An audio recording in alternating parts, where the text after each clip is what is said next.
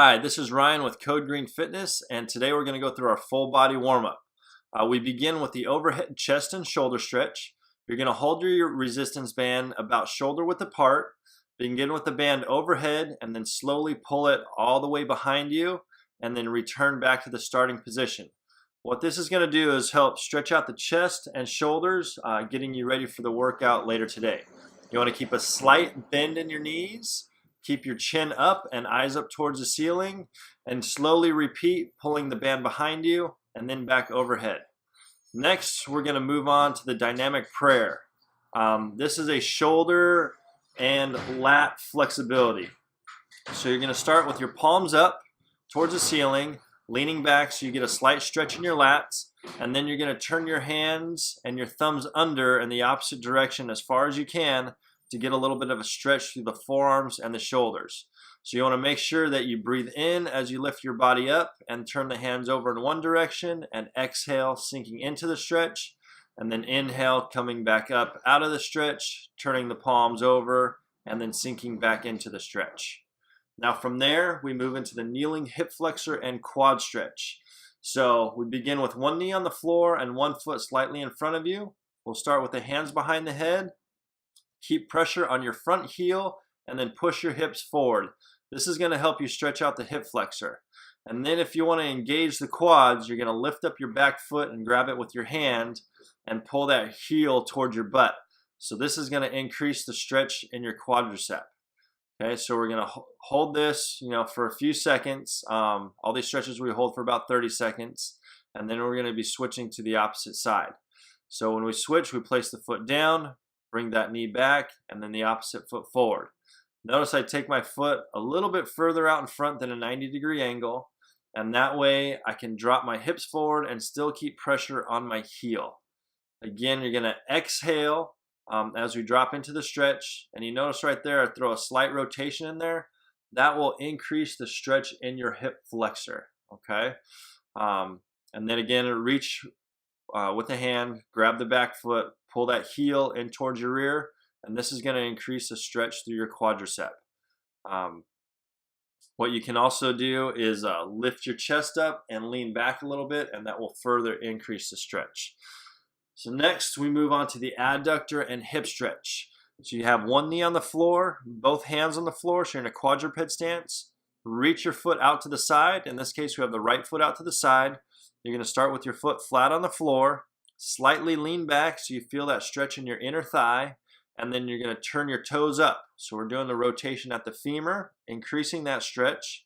You're going to flatten your foot back out and then roll your heel over the top to help stretch out the hip a little bit more. So we're working on those hip rotators as we roll that heel over. As we go back, we flatten the foot out, we turn the toes up, leaning back into it, and increasing the stretch in that adductor or the inner thigh. So what we would do to one side, we do to the other. So now we're switching over to the left side.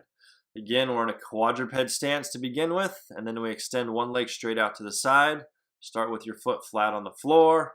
We're going to roll the heel over here, increasing the hip mobility, and then flatten the foot out, leaning back, increasing that stretch in that adductor, and then rotating the toes up.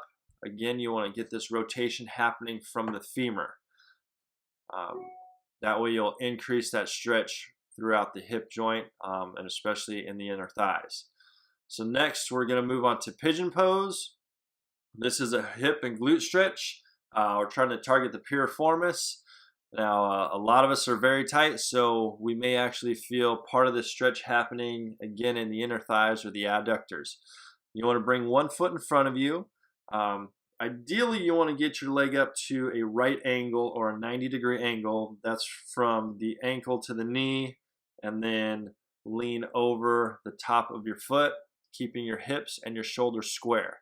You want to reach your back leg as far back as you can and sit back into the stretch so you can really feel that in your glutes. We hold for 30 seconds and then we switch to the opposite side. Again, notice I try to get my leg up at a 90-degree angle. I reach my right leg back, and here you see me placing pressure with my forearm against the bottom of my foot, and that's so I can pull myself into the stretch a little bit more. And again, we want to sit back in a in this case on the left glute. That way we can feel that stretch happening throughout that glute a little bit more, and I'm keeping my shoulders and hips square towards the floor. Now from there, we're going to move on into a deep squat with an alternating arm raise. So what we're going to do is start with our feet shoulder width apart, toes pointing straight ahead. I'm going to grab my big toes, and then I'm going to squat down, dropping my butt down, lift my chin and chest as high as I can, reach up with one arm, bring that arm back down on the inner thigh, reach up with the other arm, and do a slight rotation, and then reach back down. Now, after I reach back down, I hold on to the toes, I push my hips back, getting a little stretch in the hamstrings, and then I shift my hips side to side.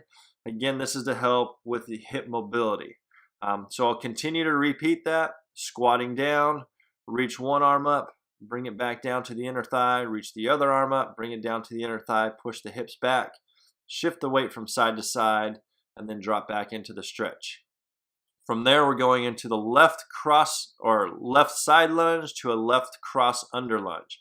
So we're going to step out to the left, keeping pressure on the left heel, pushing the hips back, and reaching right.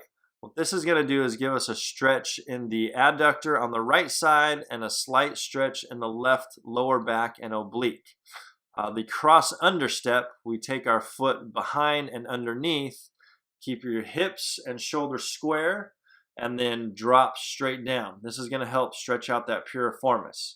After we finish the left side, we switch to the right side, stepping out right, keeping pressure on the right heel, pushing the hips back, and then step underneath with the right foot. What we can also do is when we step underneath is as we come down, we can throw a little twist or a little bit rotation to the same side as the foot that's forward. So in this case, I can add a little bit more dynamic stretch to it as my foot comes underneath and turn my body to the left, as you can see right there. From there, we do a transverse step. This is for hip mobility and flexibility. So what we want to do is open up past 90 degrees, stepping out with the left foot, keeping pressure on the left heel. And then what we're going to do is keep the right toes up towards the ceiling, keep that right leg straight, and then we turn and rotate that torso away. So you're going to feel the stretch up high in your right adductor or right inner thigh, as high up as into the groin, okay? So what we want to do is inhale as we come forward, exhale as we step out, and then rotate into the stretch. So now we're switching off to the left side. Again, we're going to step out with the right foot here, pull up the toes on the left side, straighten out the left leg, and then rotate the torso away, which in this case is to the right. You're going to feel this stretch up in the left inner thigh, up as high as into the groin area. So we're going to inhale as we return to starting position, step out, pivot, exhale as we twist away.